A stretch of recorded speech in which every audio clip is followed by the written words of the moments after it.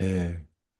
자, 사람은 참 망각의 존재인 것 같습니다. 우리가 코비드 기간 중에 3년 가까이 줌으로 예배를 드렸었는데, 갑작스럽게 다시 이렇게 줌으로 예배를 드리는데, 뭐 이렇게 익숙하지가 않아요, 갑자기.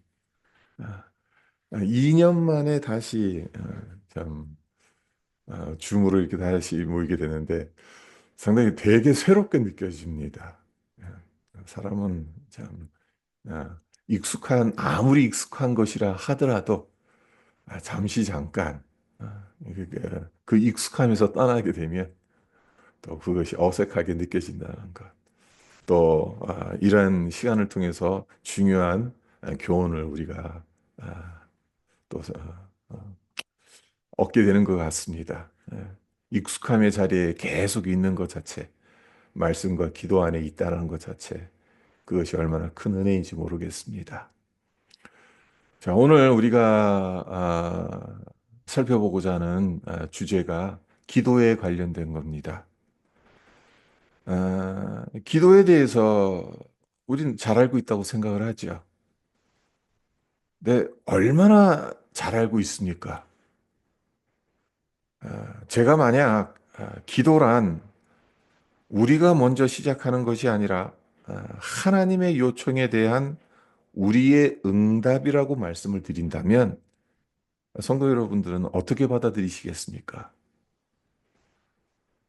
우리는 보통 응답을 우리의 기도에 하나님께서 반응하시는 것으로 생각하죠.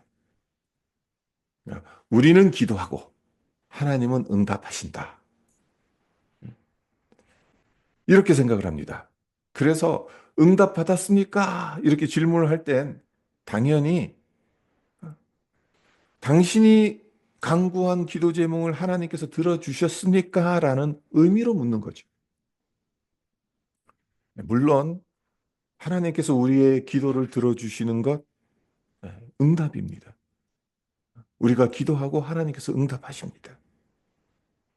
하지만 우리가 놓치지 말아야 되는 거에 하나 있습니다.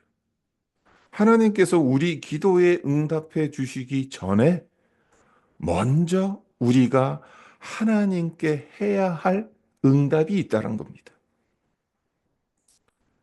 우리는 기도를 우리가 시작했다고 생각하죠. 하나님 아버지 하며 입을 뗀 순간 기도가 시작된다고 여깁니다. 하지만 기도하면 할수록 깨닫게 되는 것이 이 내가 기도를 시작한 게 아닐 수도 있겠다라는 생각을 한다. 그 생각이 많이 듭니다. 이걸 쉽게 이해하기 위해서 갓난 아이가 태어났을 때를 한번 어, 생각해 보세요. 아이가 태어나기 전에 엄마 아빠는 미리 여러 가지를 준비해 놓죠. 아이가 태어나기 전에 에, 태어나지도 않았는데도 베넷 조골이며 뭐 크립이며 이불이며 목욕통이며 분유며 기저귀며 유모차며 이런 것들을 미리 다 장만해 놓습니다. 지금 당장 쓰지 않는데도 그런 것들을 미리 다 부모들은 준비를 해놔요. 아이가 태어난 후에 곧바로 사용할 수 있도록 그렇게 하는 거죠. 네, 기도가 이와 비슷하지 않겠냐라는 생각이 든다는 거죠. 우리는 기도를 통해 원하는 바를 얻는다라고 생각을 하지만 실제로는 하나님께서 우리의 필요를 아시고 미리 준비해 두신 것은 아닌가. 우리가 하나님께 구하기도 전에 우리가 필요한 것들을 미리 다 하시고 준비해 두셨다는 거죠. 우리는 하나님께 열심히 매달며 기도합니다. 끈질기게 기도하면 응답을 잘 받는다고 생각하죠. 물론 이렇게 기도해야죠. 뜨뜻미지근하게 하면 안 됩니다. 열과 성을 다해 간절히 기도해야 합니다. 하지만 기도에는 우리의 시각이 아닌 하나님의 시각에서 바라봐야 할 또 다른 면이 있다는 것을 우린 생각할 필요가 있습니다. 하나님의 관점에서 보자면 기도는 우리가 요청해야만 응답하시는 것이 아니라 이미 주시기 위해 기다리고 준비하는 겁니다. 하나님은 우리에게 필요한 것을 미리 아시고 한 발 앞서서 준비해 두셨습니다. 그러니까 우리 기도에 응답하실 때만 하나님께서 일하시는 분이 아니죠. 우리가 기도를 시작하기 전부터 하나님은 일하십니다. 그러니까 우리가 언제든 요청하면 주실 준비를 해놓고 계시는 분이라는 거죠. 이 점을 명확하게 보여주는 구절이 이사야서 65장 24절입니다. 제가 읽어드립니다. 그들이 부르기 전에 내가 응답하겠고 그들의 말이 마치기 전에 내가 들으리라. 사람은 이렇게 할 수가 없습니다. 아무리 어, 독심술을 가지고 있다 하더라도 어, 그 사람이 원하는 것이 무언지 미리 파악하고 어, 미리 응답할 수는 없습니다. 하지만 하나님은 그러실 수가 있죠. 우리가 요청하기도 전에, 우리가 구하기도 전에 우리의 원하는 바를 하나님은 미리 아십니다. 우리가 말하기도 전에 하나님께서 우리가 무슨 말을 하실지 다 알고 계시고 다 들으신다는 거죠. 그러니까 이 구절에 따르면 기도는 단순히 우리가 원하는 것을 얻기 위한 수단이 아니라는 것을 발견합니다. 기도는 우리를 향하신 하나님의 마음을 깨닫고 하나님께서 이미 준비해 두신 은혜를 받아들이는 통로라고 볼 수가 있는 겁니다. 그래서 우리가 할 일은 하나님께서 미리 준비해 놓으신 것을 믿는 믿음으로 기도하면 되는 겁니다. 아, 내가 무언가를 하나님께 요청하면 그제서야 하나님께서 어, 바쁘게 준비하시고 또 마련하셔서 우리에게 주시는 것이 아니다. 그러니까 믿음으로 기도하는 거죠.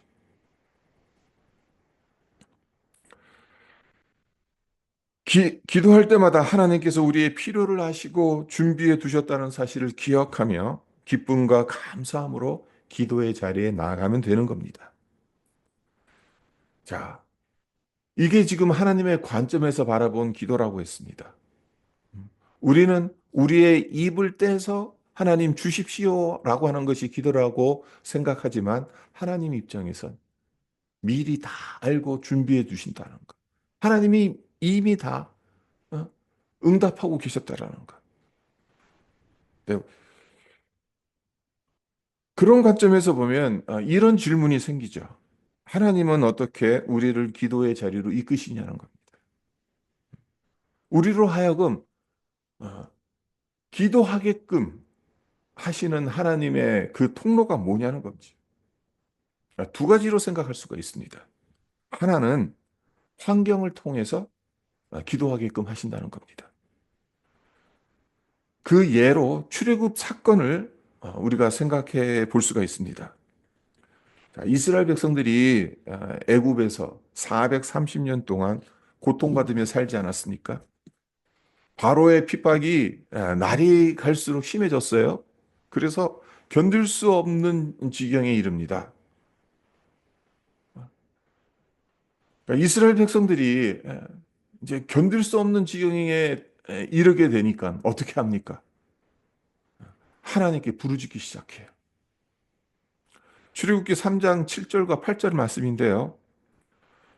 여호와께서 이르시되 내가 애굽에 있는 내 백성의 고통을 분명히 보고 그들이 그들의 감독자로 말미암아 부르짖음을 듣고 그 근심을 알고 내가 내려가서 그들을 애굽인의 손에서 건져내고.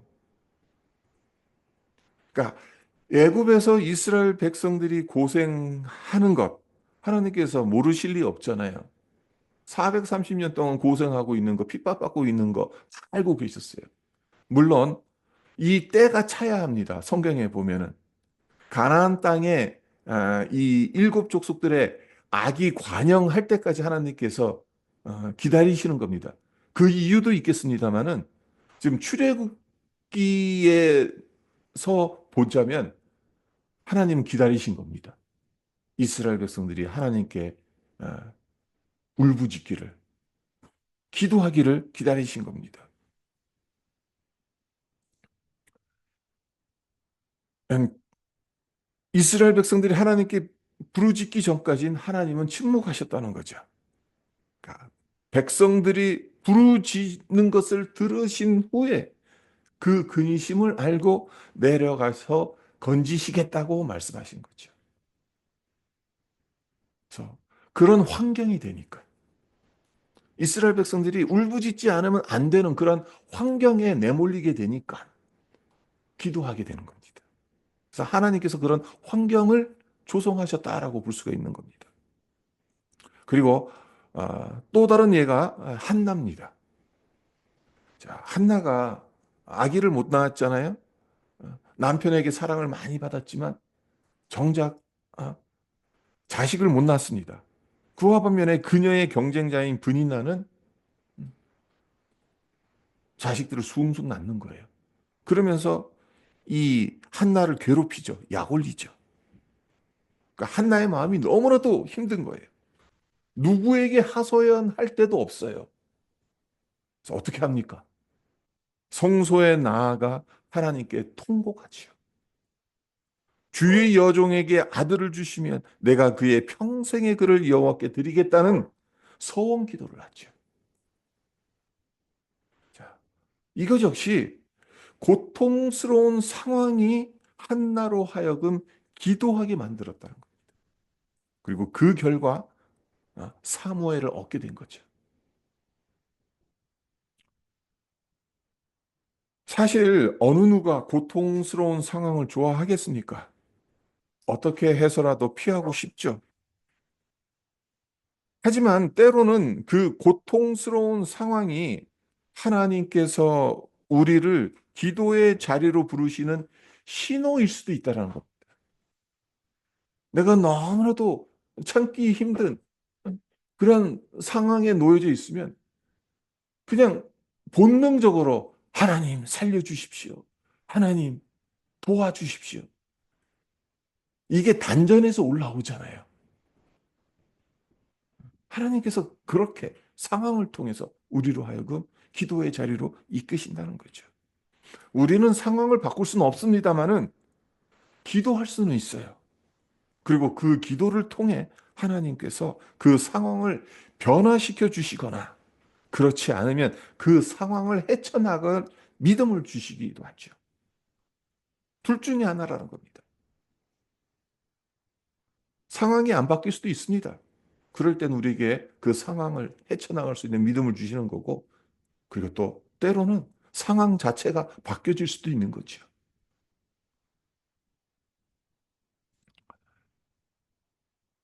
우리 모두 이런 상황을 통해 기도의 자리로 인도하시는 하나님의 은혜를 어, 날마다 누리면서 살아갔으면 좋겠습니다.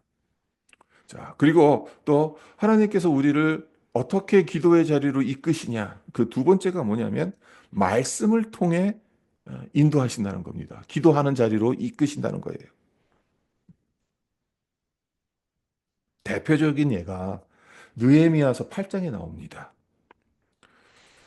성벽 재건을 마치고 난 후에 유다 백성들이 에스라에게 간절하게 요청을 해요. 우리에게 하나님의 말씀을 가르쳐 달라. 율법책을 제발 우리에게 풀어달라라는 요청을 합니다. 에스라는 그 요청을 듣고 수문 앞 광장에서 하나님의 말씀을 선포합니다. 그래서 거의 하루 종일 하나님의 말씀을 선포해요. 백성들은 다 선체로 그 말씀을 받습니다. 8장 5절과 6절을 에스라서 8장 5절과 6절을 제가 읽어 드립니다. 에스라가 모든 백성 위에 서서 그들 목전에 책을 펼 때에 모든 백성이 일어서니라. 에스라가 위대하신 하나님 여호와를 송축하며 모든 백성이 손을 들고 아멘 아멘 하고 응답하며 몸을 굽혀 얼굴을 땅에 대고 여호와께 경배하니라. 그러니까 에스라가 율법책을 펴니까 모든 유다 백성들의 마음이 뜨거워지는 겁니다. 눈물을 흘립니다. 회개합니다. 기도하기 시작합니다. 하나님의 말씀을 에스라를 통해서 아, 듣는 과정에서 그들의 죄가 보이는 거죠. 어떤 기도를 해야 하는지를 깨닫는 겁니다. 우리에게 많은 기도 제목들이 있습니다. 개인적인 것들, 또 교회를 위해서, 가정을 위해서 많은 기도 제목들이 있죠. 근데 가장 하나님이 기뻐하시는 기도 제목은 어디에서 나오는 것이겠습니까? 하나님의 말씀에서 나오는 겁니다. 하나님의 약속에서 나오는 거죠. 생각해 보세요. 하나님께서 약속하신 것을 붙들고 하나님 앞에 기도하면 하나님께서 어떻게 생각하시겠습니까? 하나님께서 내가 약속한 것이지만 나는 아, 들어줄 수가 없다. 그렇게 말씀하시겠습니까? 그렇지 않죠. 하나님은 전지전능하신 분입니다.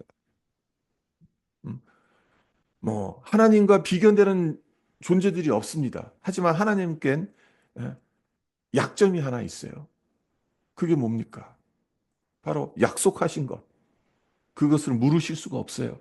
우리가 그 약속을 붙들고 하나님 이렇게 약속하시지 않았습니까? 그렇게 하면 하나님께서 그걸 어떻게 하실 수가 없어요. 들어주셔야 됩니다. 우리가 될 수 있는 대로 많이 해야 하는 기도가 무엇인가? 바로 말씀에 근거한 기도입니다. 내가 원하는 것을 기도하면 어, 그냥 그게 내 욕심대로 또 하나님 생각하시기엔 어, 우리에게 유익이 안 되는 것들 우리가 그렇게 충분히 기도할 수가 있죠. 하지만 말씀에 근거해서 기도하는 것들은 안전하죠. 하나님 약속이니까. 말씀에 근거한 기도, 하나님의 말씀을 깨닫고 말씀 가운데 하나님의 뜻을 헤아리며 하는 기도야말로 우리가 할 수 있는 가장 강력한 기도라는 거예요. 하나님의 마음을 움직일 수 있는. 그래서 우리가 말씀을 들을 때마다 그리고 그 말씀을 듣고 깨달을 때마다 그것을 우리의 기도로 만들었으면 좋겠습니다. 그러니까 그러면 두 가지 유익이 있습니다. 그러니까 말씀이 내게 돼요. 그렇죠? 그것 가지고 기도하니까 그 말씀은 이제 나의 것이 됩니다. 그리고 그 말씀을 붙들고 기도를 하니까 하나님께서 더 기쁘게 받으시겠죠. 환경을 통해서 그리고 말씀을 통해서 우리에게 기도하라고 하나님께서 부르실 때 우리가 그 부르심에 순종하여 기도로 응답하면 하나님은 우리가 기도하기 전부터 준비하신 것으로 우리에게 응답하십니다. 그래서 유진 피터슨이 응답하는 기도라는 책에서 이와 관련해서 이런 설명을 합니다. 하나님은 우리에게 말을 거시는 분이시다. 하나님이 말을 거시는 이유는 우리의 대답을 듣기 위해서이다. 우리 스스로 하는 기도는 없다. 기도는 하나님이 우리에게 말을 거실 때 우리가 응답하는 것이다. 기도는 우리 자신을 하나님께 표현하는 것이 아니라 하나님의 뜻에 응답하는 법을 배우는 것이다. 우리가 하나님께 응답할 때 하나님도 우리에게 응답하신다. 그러니까 유진 피터슨의 핵심이 뭡니까? 어, 기도는 내가 하고 싶은 말만 다 쏟아붓는 게 아니라는 거예요. 하나님께서 말을 거시는 거. 하나님께서 말을 거시니까 내가 들어야죠. 그리고 그 말에 대해서 나의 생각을 전하는 거죠. 주고받는 커뮤니케이션이라는 거죠.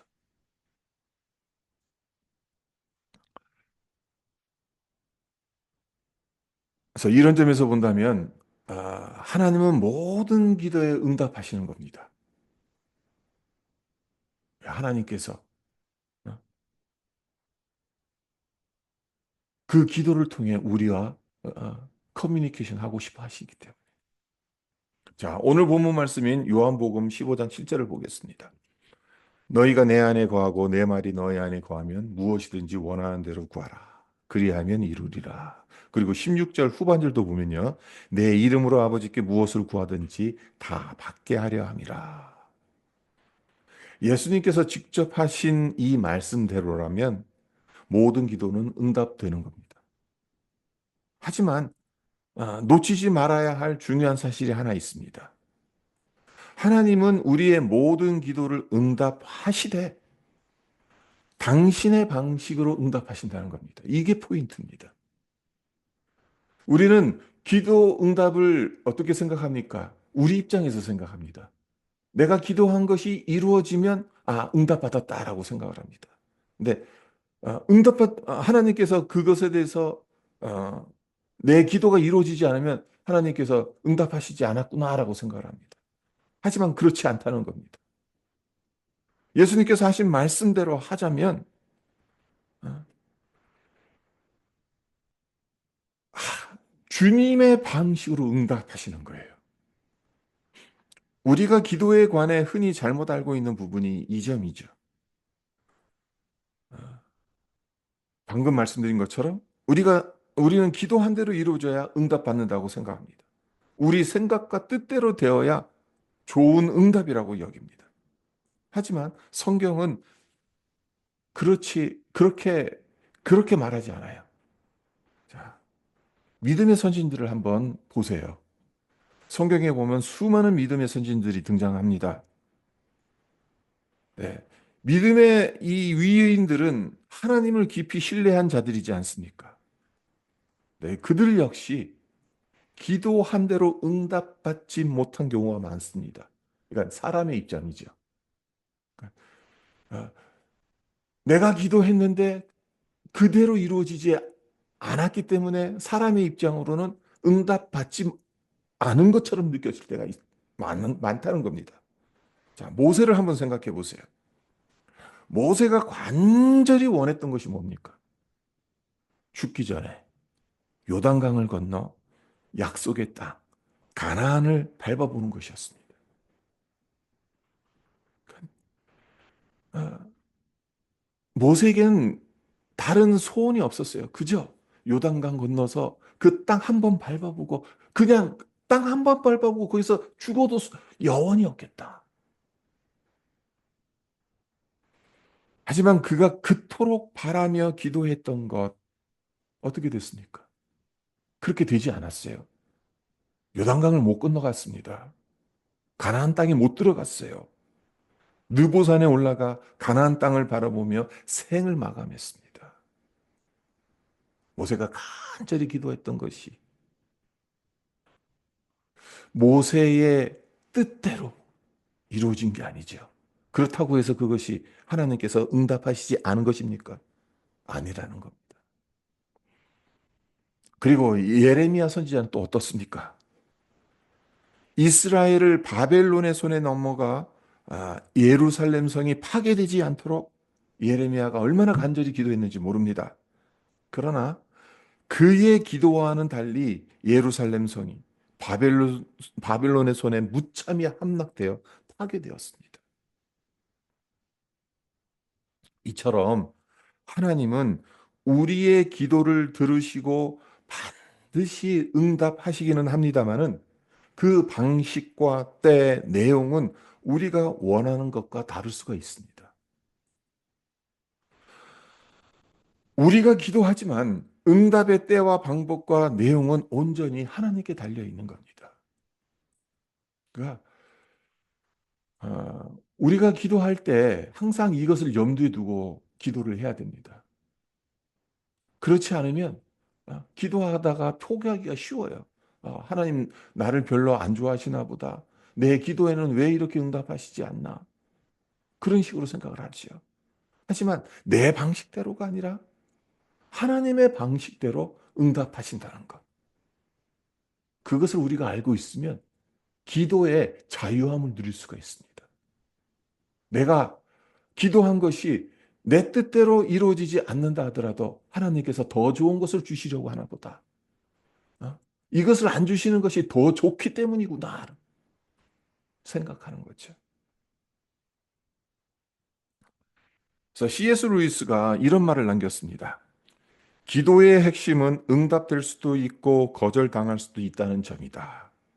우리는 기도할 뿐 기도의 결과를 강제할 수 없고 강제해서도 안 된다. 우리의 요청을 듣고 필요에 따라 허락하시기도 하고 거절하시기도 하는 분은 하나님이시다. 하나님께는 그럴 만한 자유와 권한이 있다. 언제나 내가 원하는 대로 응답받아야 한다고 주장한다면 하나님을 진심으로 믿는 것이 아니다. 하나님의 뜻대로 응답받는 것이 가장 좋은 응답이다. 네, 모든 기도는 응답됩니다. 내가 기도했는데 이루어지지 않았는데요. 그 하나님 안 들으신 거 아닙니까? 그렇게 이제 말씀하시지 마세요. 모든 기도는 응답됩니다.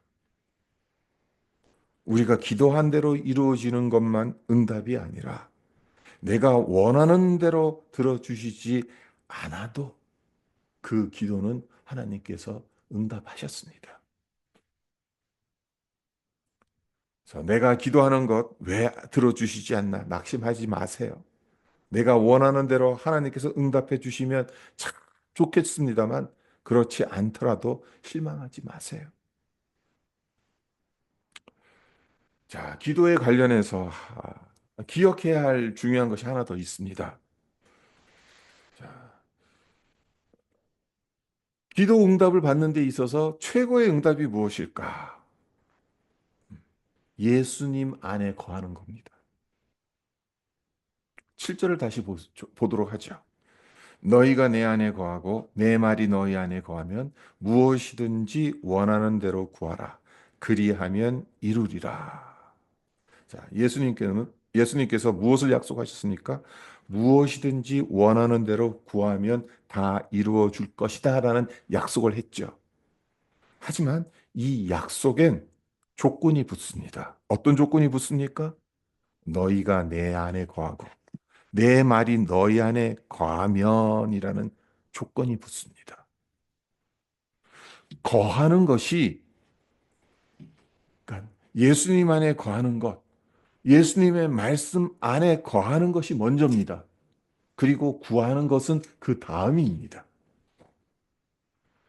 그리고 이 점도 눈여겨 보세요. 하나님께서 지금 예수님께서 거하라는 명령은 두 번 하세요. 내 안에 거하라. 내 말 안에 거하라. 두 번 거하라는 말씀을 하시죠. 그와 반면에 구하라는 말씀은 딱 한 번 하세요. 흔히 그런 말들을 쓰잖아요. 왜 사람에게 귀는 두 개고 입은 하나냐? 듣기를 말하기보다 두 배 더 많이 하라. 그런 이야기도 있지 않습니까? 그러니까 예수님께서 이렇게 말씀하시는 것은 거하는 것이 구하는 것보다 훨씬 더 중요하다는 것. 더 우선되어야 한다는 것.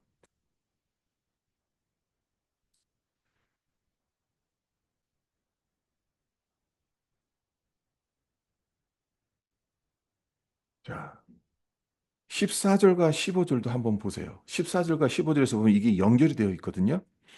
너희는 내가 명하는 대로 행하면 곧 나의 친구라. 이제부터는 너희를 종이라 하지 아니하리니 종은 주인이 하는 것을 알지 못함이라. 너희를 친구라 하였노니 내가 내 아버지께 들은 것을 다 너희에게 알게 하였습니다. 자, 예수님께서 우리를 더 이상 종이 아닌 친구로 여기신다고 말씀하신 이유가 무엇이겠습니까? 기도에 대해 말씀하시면서 우리를 친구로 여기신다고 강조하신 이유가 무엇이겠습니까? 그 이유는 기도가 단순한 요청이 아니라 관계이기 때문에 그렇습니다.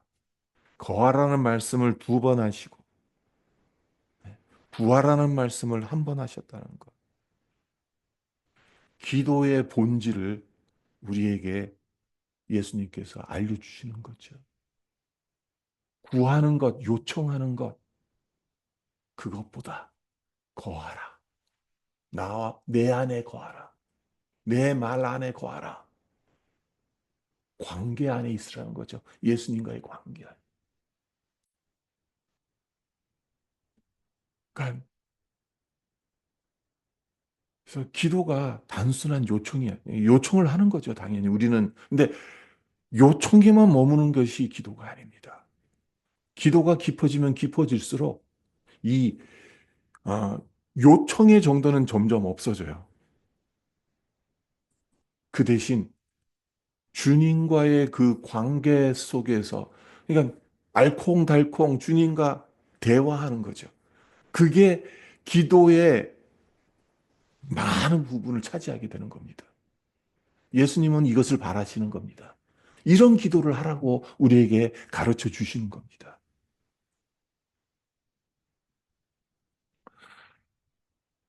예수님과 늘 친구처럼 친밀하게 지낸다면 어려운 순간에 주님께 도움을 구하는 것이 전혀 어색할 리가 없잖아요.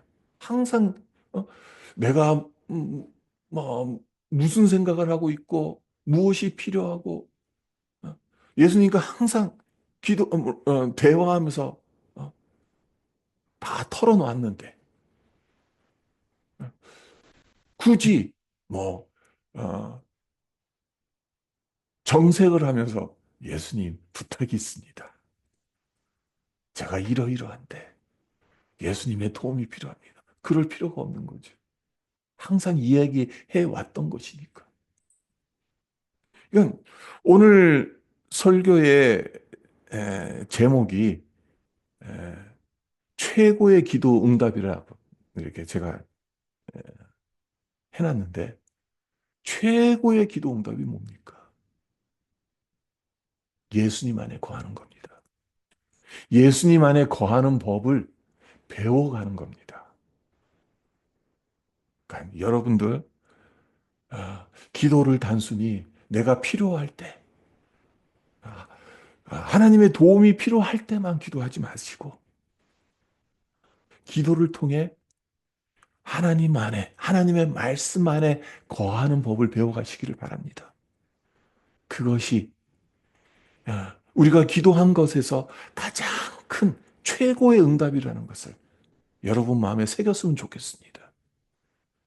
그래서 우리의 기도가 더 풍성하게 되기를. 그러니까 시간을 정해서 기도하는 게 아니라 어떻게 보면은 그냥 무시 중에도 기도할 수 있는 거예요. 그렇죠? 그렇게 하루 24시간, 1년 365시간, 365일 예수님과 함께 동행하는. 그러니까 기도의 시간, 이런 말이 있어요.